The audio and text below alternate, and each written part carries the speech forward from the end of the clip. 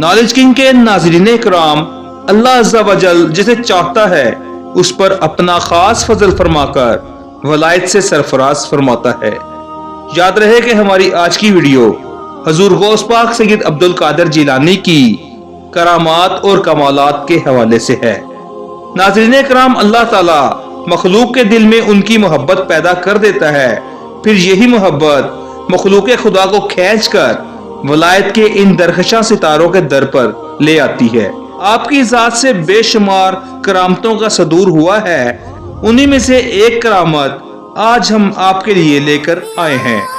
नाज़रीन इकराम, हजरत सैयदना अबू उमर उस्मान और हजरत सैयदना अबू मोहम्मद अब्दुल हक रहमतुल्लाह ताला अलैह फरमाते हैं कि हम हजूर सैयदना गौसे आजम रहमतुल्लाह ताला अलैह के दरबार में हाजिर थे।